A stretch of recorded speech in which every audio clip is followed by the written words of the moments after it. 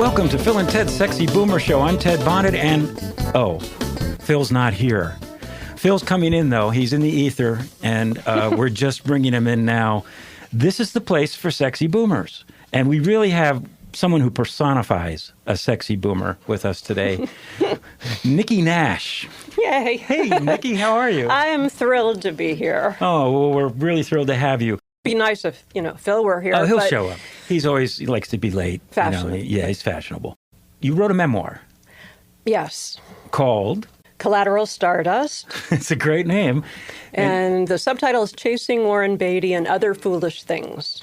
Yes, and you did chase Warren Beatty. You saw a movie, obviously. Yeah. And you just realized this was the man who you were going to make your life with. Yes. You were quintessential Valley girl. We're going to talk all about how the Black Panthers came over to your house and how the FBI was checking you out. This was your childhood.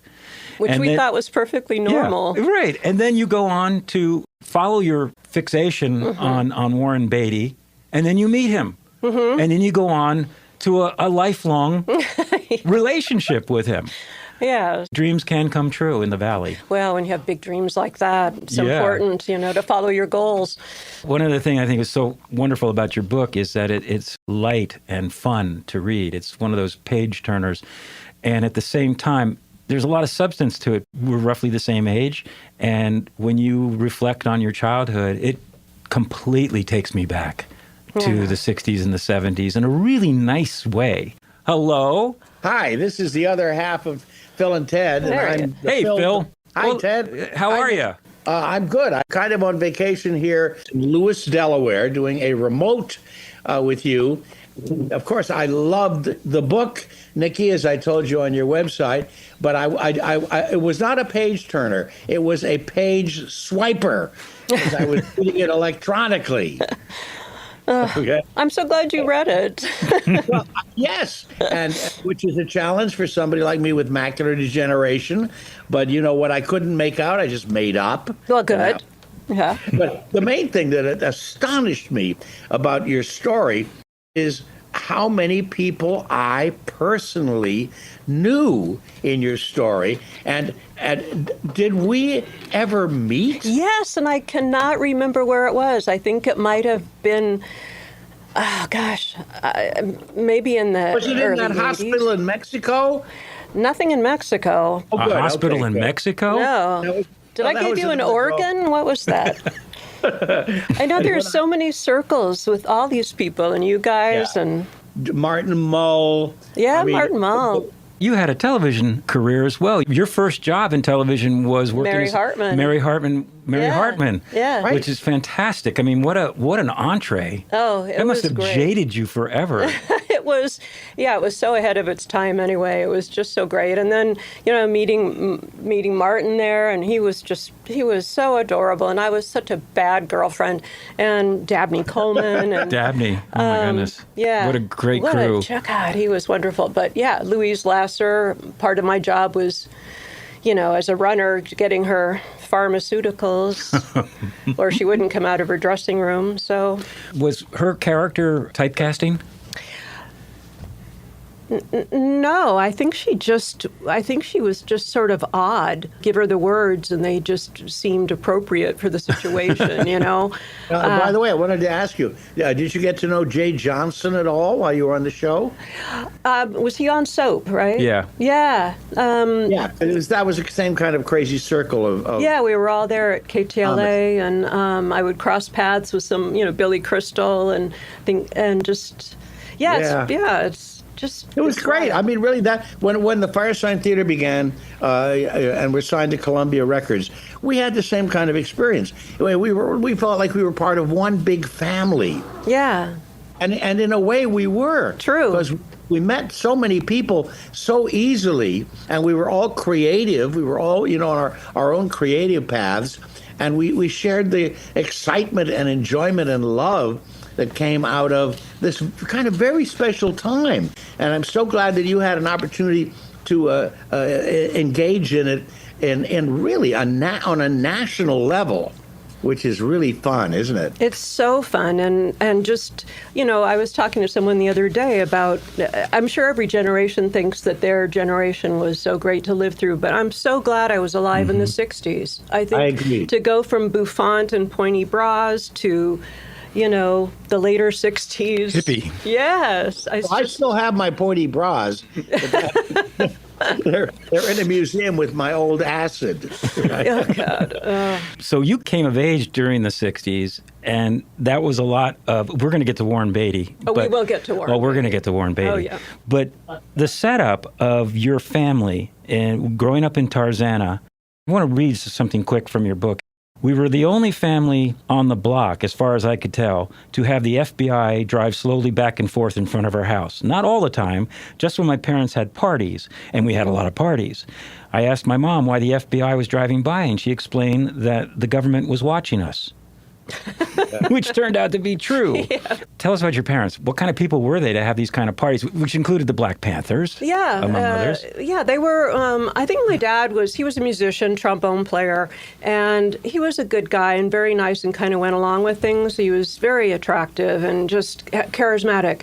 I think my mother was very smart and also at that age, that's what you did. You got married at 20, got pregnant, and I think she was a little squashed in her life. So she got involved with politics and, through musicians, we called him Johnny, but John Williams, Henry Mancini, and a lot of that group. And then when they kind of moved out, Don Freed, Mark Lane, my mom got involved with Operation Bootstrap, which was a job training center in South LA. And so we would go down to Watts and hang out for rap sessions, my brothers and I. Wow. And they'd bring their Legos and we'd hang out. And so then, the Valley had a pretty liberal bent. And so we had fundraisers for the Black Panthers. And I remember going out drinking with Huey Newton and my mom and his bodyguard. And Wow. I was 14, but we'd go to the fireside chat there on Ventura. And Wow. And Eldridge Cleaver came over for dinner one time. So, but the parties were every weekend. And Friday night, everyone show up, party, drink, cook, And then by Monday morning, just everyone's asleep on the floor, and my brothers and I would go to school. Wow. So you really did live the 60s from... Yeah. I mean, another part of your book says there were cars of actors and reporters, as well as a rogue door-to-door Fuller Brush man on foot who had seen all the cars and rang the doorbell thinking someone might need some brushes or other household items. He was used to the door being closed in his face, but at our house, he was invited in and stayed for the weekend. Exactly. Yes, anybody that wanted to show up just came, and they became, this strange family like you were talking about of odd people, Very democratic. It was a very democratic. Yes. Yeah, Wow. unless you were like a football player, and then my mom assumed you were a fascist. So she had some boundaries there. The helmet. Yeah, you were talking about music playing, Grazing in the Grass is a gas, Baby Can You Dig It, and Sergio Mendes, Brazil 66. So much dancing dancing. In the living room. Yeah. Wow. Yeah. And naked swimming in the pool. At least your father, right? My dad loved to be naked in front of the nuns, in front of anybody. He just, any chance. Yeah, that's where I got the nuns habit. Oh. That I would buy liquor with. Underage. Yeah. Wow. Plays an important part in your upbringing. And who is it that you picked up in your nun's habit with a car? Ben? Oh, Ben Stein? Oh, yes, right, yeah. I did a commercial. I did a commercial with Ben Stein. Did you? Yeah. It was so perfect because my boss at Mary Hartman knew I had costumes and the nun's habit because I put it on my resume like it was an important feature for a runner. And so she said, go pick up Ben Stein at the airport, put on your nun's habit, make a little sign. And so I did. I stood there with the other guys in black and white with their little signs. And I didn't know what he looked like. I figured he'd see his name. So he just came up to me and he looked at me. And I looked at him. I took a suitcase and we walked to my car and we didn't speak the entire time until later when he absolutely loved it. And he was a scriptwriter for Richard Nixon. Well, oh, gosh, yeah. I mean, because I worked with him on a commercial once for Demi Moore's Striptease. And we were waiting for an approval from the studio he was doing a very droll guy talking about seeing Demi Moore expose her breasts for the first time. And we were waiting for the studio to approve the spot. So it was raining really hard, and we just went out, got in my car, drove into a gas station, and just talked in the driving rain for like an hour about working at the White House. Fascinating guy. Brilliant. Wow. Yeah. Really brilliant. Yeah, brilliant. So you picked him up at the airport. I did, yes, yeah. And then I saw him 30 years later, and he remembered. And everything. Yeah, we had a great little reunion. I bet. So, yeah. Nikki, I have to tell you, that's one of the things that is so mind-boggling about your book, and one of the reasons I recommend it to everybody. It's a time travel trip. Yes, it is. It really is. I wouldn't know quite how to categorize your book. It's autobiographical, but it somehow feels like you're involved in a romantic mystery of sorts. You know what I mean? Yeah. Because you're so very personal about everything that you write that you really feel like you're reading. I guess like I'm reading your diary or something. You know. I think I like that you said that, even mentioned autobiography, too, because it's hard to pin it down because it is sort of historical. And I really wanted to avoid a memoir that did like, and then I did this, and then I did this, and aren't I fascinating? And I did this. So I knew the only way to make it what you just said was to dig deeper and expose some painful things, which is, and set up a story. I mean, Warren is sort of the through line, but the rest is all just haphazard ridiculousness, you know? It is, I tell you, it's one of the most intimate stories I've ever read. Wow. And I mean that in a very wonderful way. Oh, I'm happy to hear that. Well, let's talk about your obsession with Warren Beatty. You had seen him in a movie. Splendor in the Grass. Yeah, I remember I was, depressed in the den watching TV as always. And, 13, didn't know, why my mom was distant. And my dad liked my high school friends and junior high. And so I just was watching TV and that came on. And I went, that's the solution. I am going to have him in my life. That will do it. That will make it all worthwhile. Your loneliness and your uncertainties and your growing sexual feelings and all love and all of that. Yeah. But you didn't drop it. You pursued it. You went and got a job at a restaurant, The Old World in Beverly Hills. Yes. That you knew he frequented. I was very cunning. I mean, I just, at 16, I met him at a Bob Altman party. He came into the kitchen, and that voice, he asked me for a glass. It was just the two of us in the kitchen. I handed him a glass, but I looked away because I knew I was still too young. I knew I had a plan, but the plan wasn't supposed to start at 16. So I ignored him. He went away. And then, I got a job at the Old World because a waiter there said, guess who else comes in? Warren Beatty went, maybe I'll get a job here. And so here's how you met him. From your book, Nash, looking good, Mitch said, which meant I looked like crap. Your boss? Manager. I had no makeup on, I hadn't washed my hair, and my armpits smelled like cilantro. Thinking about my armpits just made me sweat more, and I was sure Mitch would soon ask, what's that smell? I was wearing corduroy bell-bottoms, a flowered polyester shirt, and platform shoes. Mitch had a mustache, feathered blonde hair, and was also wearing platform shoes. We looked like we were going to a 70s costume party, except there was no party, and these weren't costumes. It was the 70s, 1974. And that's when Beatty walks in, when you're like feeling completely... The one day out of a year and a half of working there waiting for him, the one day I'd broken my finger in a judo class, I didn't have time to shower, I was freaked out, on my hands in a glass of ice, I'm walking around, hair back, and I come around the corner and he's sitting there. A year and a half it took him, and he was just like reading the paper, and I really just wanted to turn... This was not the plan I had, Yeah. How old were you then? This is 19. So you're 19 when you meet him on sort of adult terms. Yes. Okay. So what happened? So I come around the corner, and so again, I try to just look as bland as possible, and I bring a menu with my glass and ice, and I set it down, and I said, your waiter will be within, and I turn around and I walk away, and then he just says, oh, miss, and I went, oh no, please don't talk to me, and then I turned around. And he said, so what's your name? And I told him, and how long have you been working? I didn't tell him the story. Oh, I've been here a year and a half waiting for you to come in. I just played it cool because I didn't know what else to do but be myself. And so then I went back to the back of the restaurant. I'm like dying. And but then when I came out, he was gone.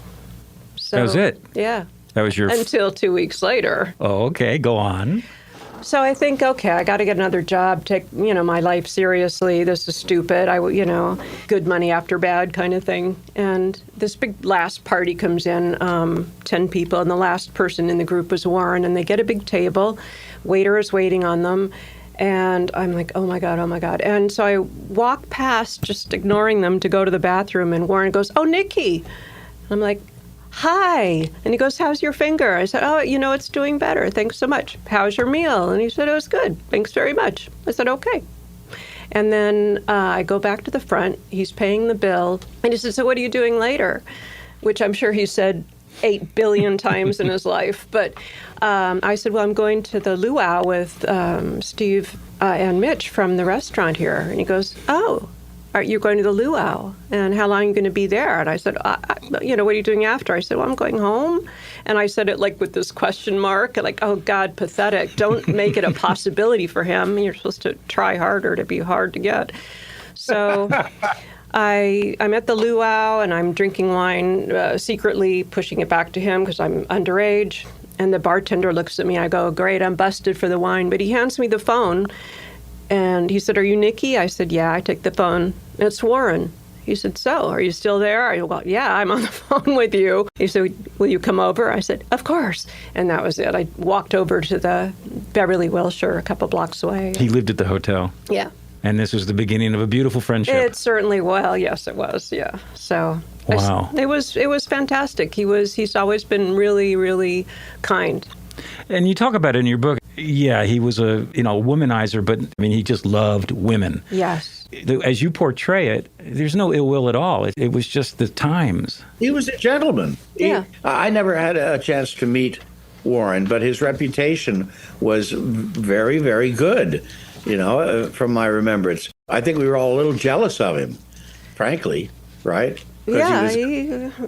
He's a good-looking guy. He was a good actor, and he seemed to be, on a straight path. He was kind and, a good role model. It was not uncommon for this kind of behavior. Wild behavior was accepted. Right. Yeah.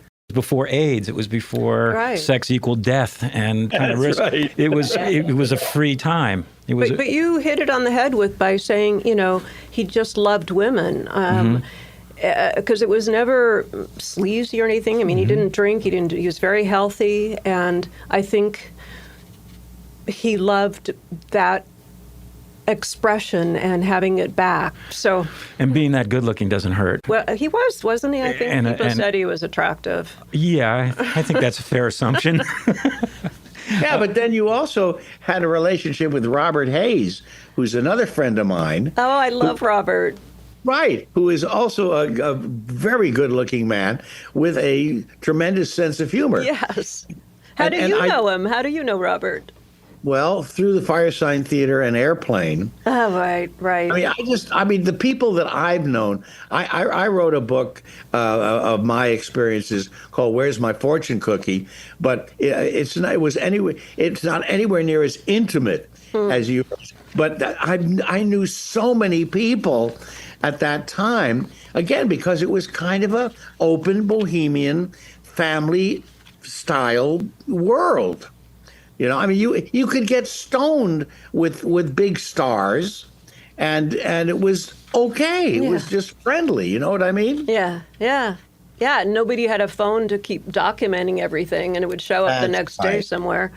It was personal. You're right, and private. Yeah. That's a really important point. Before we became a full-fledged surveillance society, I think probably put a dent in spontaneity in certain kind of relationships. I agree, and you have to look out, go out being Instagram ready. You can't just mess around with your pals and say and do what you want. Speaking of which, when you were hanging out with Warren, who was good buddies with Jack Nicholson, the three of you. Yeah. As you called it, a platonic threesome. And the three of you would just hang out, and they were fully comfortable with you, and they were in their prime having a ball. Yeah. Yeah. I think because I didn't look like I was star crazy, and I was bright, and also knew how to get my needs met without making them look like my needs were getting met. So it was easy to hang out with me. So I would go over with Warren to Jack's house, and we'd stay over and watch Monday night or Sunday morning football. And just hang out with the three of us watching football. They're talking, and I would have these out of body experiences, like, well, wait, what am I doing Where here? am I? I'm just hanging out with them, like, So, and then Warren got involved with another movie, and I guess maybe Jack was between women, so he called me and took me to a Lakers game, and then invited me over for dinner at his house. That it was probably right where you live, Phil. And Nearby, yeah.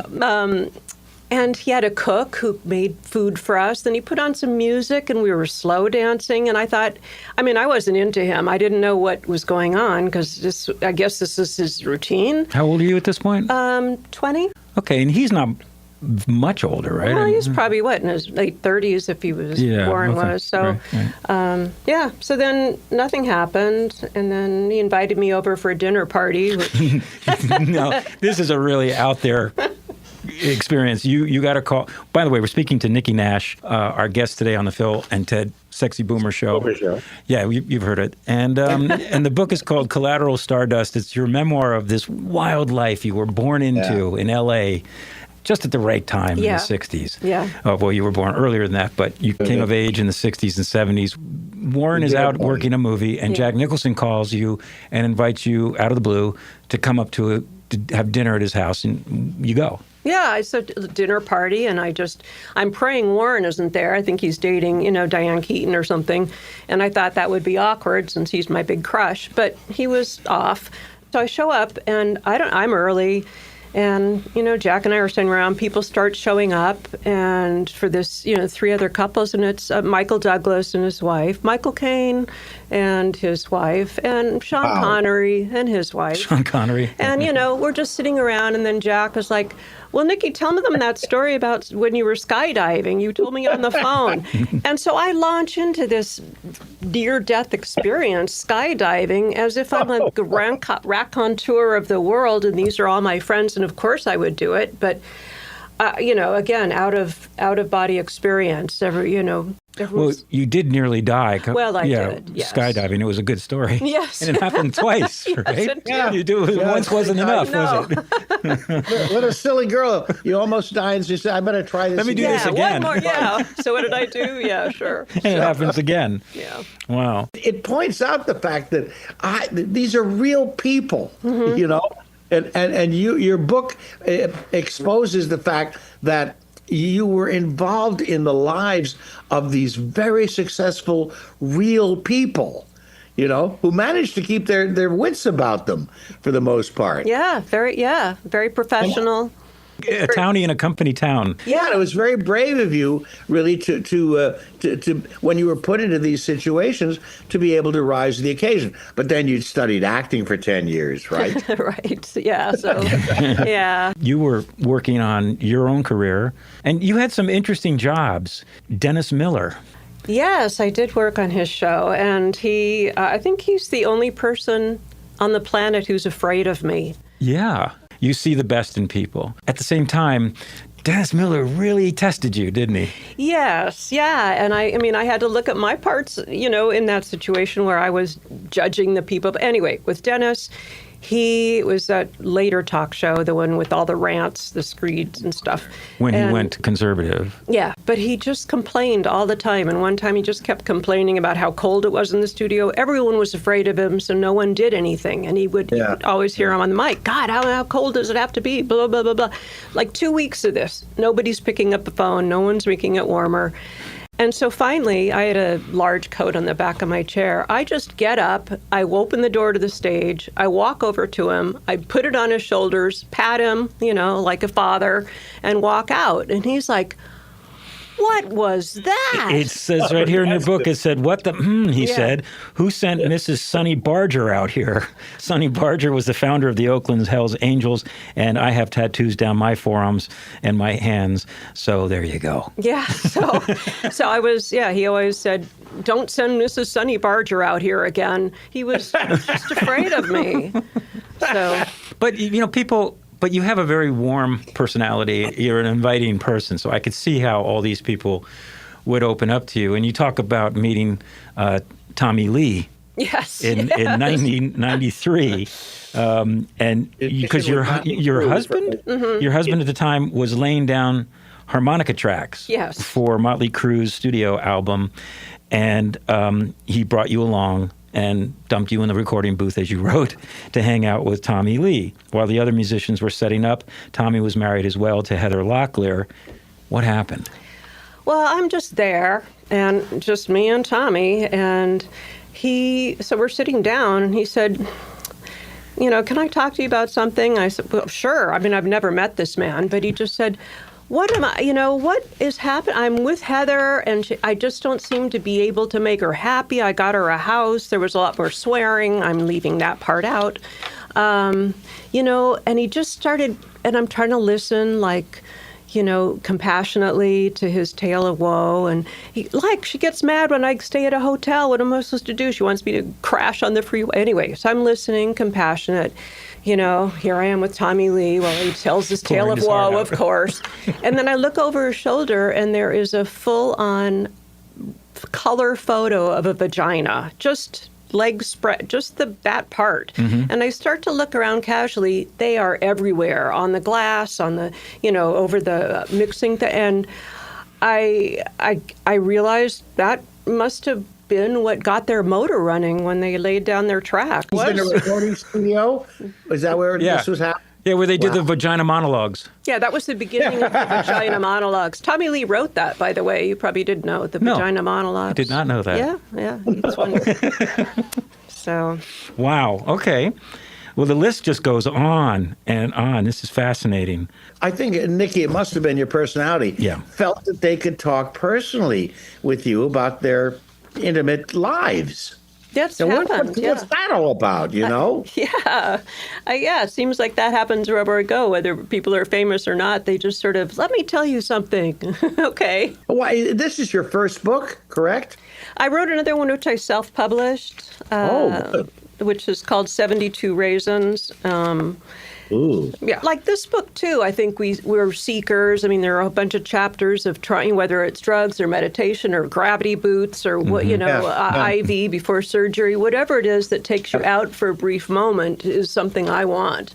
So I always play around with having faith. Do you not have faith? What tribe do you want to belong to? Or are you a lone wolf? Yeah. And just 72 Raisins, I remember reading that in the Quran it was mistranslated, and it's not 72 virgins, it's 72 raisins. Which, there's a little bit of a difference there. Yeah, I think. So if you're going to, martyr and die for 72 raisins, that's a commitment. You grew up in the rock and roll drug craze days of the 60s and the 70s, so it's inevitable that you brushed with it. It did challenge you at times, didn't it? Yeah. I think a lot of that were kind of genetically predisposed, Yes. And my mother drank and was also depressed, and I learned to have compassion for that life that she ended up. I mean, it was hard, and my grandmother the same. Was a big drinker, kind of depressed, and so I think it came naturally. You combine that with a kind of loneliness, but part of that too was your relationship with your mother, who seemed to be somewhat aloof and distant to you. Even in such a liberal household with a musician husband, all these incredible people coming over because of their two personalities, your mother seemed to be not happy. Yeah. What did you observe, and how did that affect you? I mean, from this age and standpoint, and after having written the book, which was somewhat transformational, because it is good to see things with different eyes. She liked very dark things, dark movies, she stayed in her room a lot. She could be social if she had planned to, like the weekend parties and everything. She loved all that, but then she would shut it down. And I think I ended up spending a lot of time in my room. I think that was the safest place because I didn't have to try to negotiate getting love from her. I just sort of, and then investigated my own things, crystal balls or Edgar Cayce or, try to find a way to fill yourself. And I think that's what Warren was. It was another future that would fill me. Yeah. So interesting. You did something that we all did in that day. You watched a lot of television. We watched the same shows, by the way. Your mother asked you once why you watched so much TV. And I said in my moody and rebellious teenage voice, to escape from reality. She glared at me and said in her moody, hostile voice, "What's wrong with your reality, miss?" Asked and answer. But there was only so much TV I could watch and only so many cookies I could eat before the gnawing, unsettled feelings of emotional hunger and despair found their way to the surface. My need to be held and to be loved, to be myself. Instead, I kept it up with a constant monitoring of my mother's moods until it felt safe to be me, a habit I fine-tuned and employed with others for years, which I felt protective and exhausting. And you went to see Romeo and Juliet. Yeah. Or I don't know if you saw it in a theater or you saw it on At the theater, At the theater. And this is a really telling moment with your mother because you came out and you were bawling. It hit you so emotionally. And you wrote, "Once in the car and between my muffled, wet sobbing, I said, 'I'm so sad.' And your mother said, 'Why?' and lit a Pall Mall cigarette. And you wrote, 'They loved each other so much. That's all they wanted, and they couldn't have it. Their love died with them.' And I was sobbing again. And your mother says, 'There's Kleenex in the glove compartment,' and picked a fleck of tobacco from her tongue." God, I haven't seen that in years. So 60s. I found the tissues in their Pan Am wrapping, those little 4 cigarette packs they used to hand out on aircraft. And you blew your nose, and your mom said, "It's teenage hormones," as if she just solved the problem. Yeah, Thank you. Thank you very next. Mm-hmm. Yeah. But you also had a problem with alcoholism, which you're very honest about. And I tell you that I hope that this book reaches a wide audience because I think it resonates with so many young people, not only from that time but today, who are facing the same kind of challenges and problems. Now, you dealt with your alcoholism in a very interesting way. You went to a mastery class or a master's class, and you went into improv. Yes. Yeah, that sounded like that didn't go all too well. The quest for God was one way to be right, but you being an actress and an artist and being around artistic people, you made that choice, and those stories are amazing. Oh, I'm so thrilled to hear you say that, especially about young people reading the book. And I'm not trying to promote it, but I'm saying I think that's in my heart, too, that we're all human and we all struggle with things that are hard. And I think the reason I'm so baldly honest is because that's the only way true comfort can be had. Anyone can relate to it because we have those pains, maybe in a different time. But I really, in a way, wanted it to be a little like a primer for people coming up now that are confused or lost. It's like it worked. I definitely got that vibe, and it was one of the things that kept me absolutely captivated by the story. All right, and now, so did you? Was Alcoholics Anonymous part of your adventure, or did you do this all by yourself when you got off the booze? I went to AA for a while, and it was exactly what I needed, and I didn't stay forever. But it's funny, with the improv, I think all these things are some deeper part of ourselves that want to become human, and we keep trying to find ways to join humanity, and maybe like improv and those things. I was horrible at it. I was so shut down. I was so closed off. It's like... You talk about when you were at the Groundlings. Yes, here's the file you ordered, Dr. Nash. I didn't order a file. Okay. End scene. We're done. Thank End you. Scene. So never say no. Yes. Always say yes. Right. Add information. Love the premise. Violated the very first rule of improvisation. No, I just screwed it up completely. I was so closed off. So all those things kind of cracked my shell, and a part of me must have sought them out just for that reason. What was the mastery? A weekend growth experience like EST? Our friend, David Cameron. Yes. I was dating him. Yes. And he's in the book, but that's not his name in the book. And he said, oh, you might like the mastery. So it was one of those things, but you could go home at night. But As opposed to Est, right? yeah, Which is yeah. It was, So it was No like it was bathroom daycare breaks. rather than. yeah, it was daycare. It wasn't a getaway. Yeah, but that was hard because the back row, the wise people, I thought I was just perfect and everyone else here needed help. And when it was my turn to get up there and have them analyze me from the monologue I did, or how I walked or whatever, Paula said, Nikki, you're very nice. And I said, well, thank you. She goes, that's not a compliment. That's right. And she went on to rip me apart, how I didn't let anyone in, how I used being nice as a manipulative way of being accepted and approved of, not making waves. I mean, I learned all that with my mom. You just keep it as quiet as you can. And so in this Est-like thing, my job for the weekend was I had to be a bitch the whole time. I had to just Wow. demand things, tell people to leave me alone. And it was horrifying and thrilling, Cathartic, liberating. Yes. Yeah. So Yeah. it did help you ultimately. Yeah. I mean, I knew these people knew I was doing that, so it helped. But to break free from the guarded way Yeah. I went through life. We're talking to Nikki Nash, author of her memoir, Collateral Stardust, here on The Sexy Boomer Show. By the way, you can check out all the Sexy Boomer shows at sexyboomershow.com. It's so great to have you here. I'm having a blast. Good. One of the many upshots of the book is that you have a life well lived, and at the same time, you didn't deny reality. You embraced the challenges. right. Everybody says, and I'm feeling it, as you get older, you get happier. Do you feel happier? Oh, very much so. Did you go through what they call the U of life, like where you're like we all were ecstatically, euphorically happy at 19, 20, and then at 40 suddenly it gets real, and then you slowly dig yourself out of that until a point where you can relax when you hit your 50s, 60s. I mean, this is classic boomer, right? I mean, Yes. And I add on to that. I have a running joke with a couple of friends that, if something goes wrong, or the cat just tore that up or whatever, you'll be dead in 3 years. We always say you'll be dead in 3 years. It starts We're all fresh. going to die. Yeah, I was just going to say Joni Ernst. But the 3 years starts fresh every day. So, Yeah. So, And you do feel that.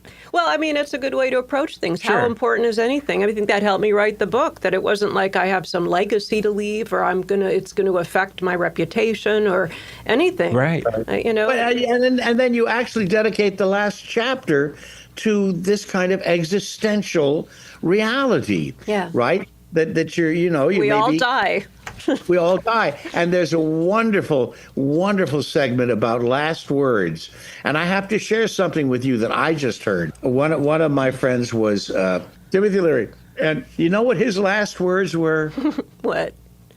Of course.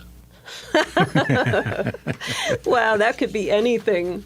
That's what I love about it. Yeah. Was it like you saw the whole secret to the Yes. universe? And Yeah. you said, of course, it's that simple. Evidently, according to Walter Isaacson, Steve Jobs' last words were, wow.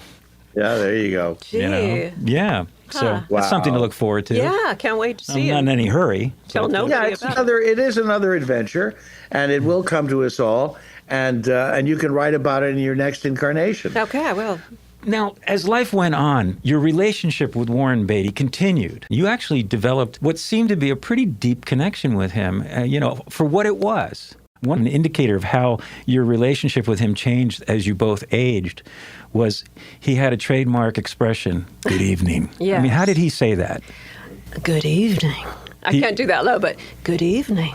It sort of held promise. It held like excitement to hear from you.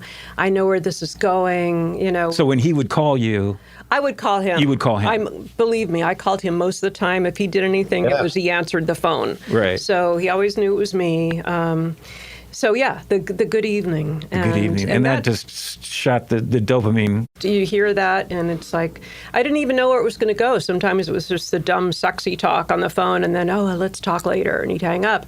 And, and that was enough. Like you said, the little hit, little monkey. Pavlovian. Yeah, exactly. Okay, that's all I needed. But as you got older, now things changed. You went separate ways in some sense, but you maintained a friendship, a special kind of friendship. I used him as sort of a vehicle through my life and a barometer of change. The way I was, Svengali, he was to me, and then to an equal. And I was the one that planned this. So what, but then the one time I just felt like, I was working at Conan, and I used to call him at lunch because I'd get bored. I mean, that's the kind of relationship I had with Warren at that point. I'm bored, I'll call Warren. And he would tell me stories about, his life. And then he said, oh, call me back. I got to do something. I said, okay. So I called him back at 3 p.m. He picks up the phone. He says, good evening.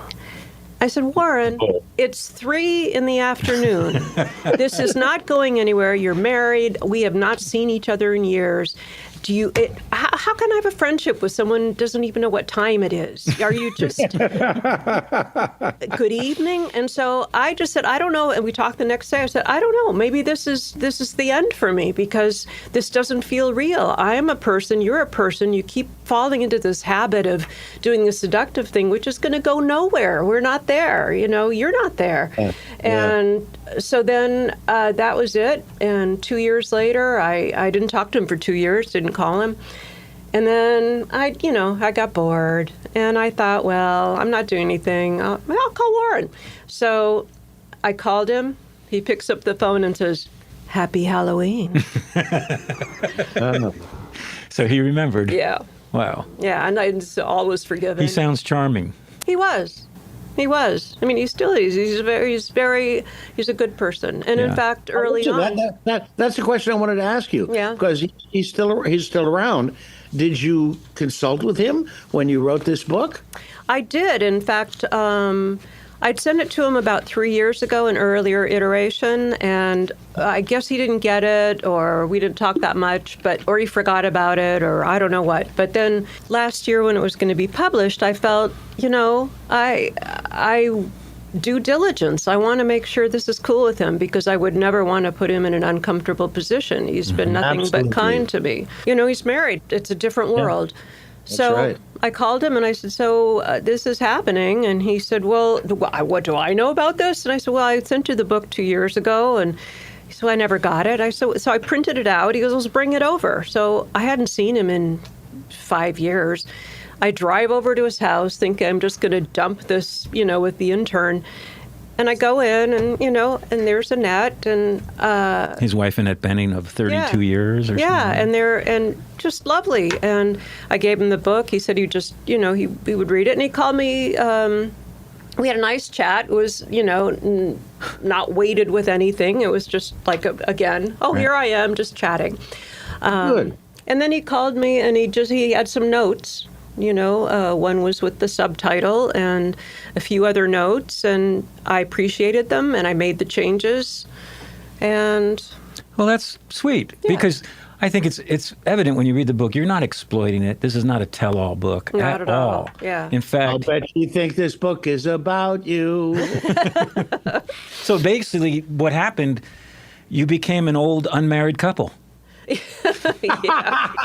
Yeah. But settled in a nice way. Yeah. And I think it's a real credit to your personality that in your spirit that you maintain long-term relationships, and especially with him and probably Jack if he could remember your phone number. Right.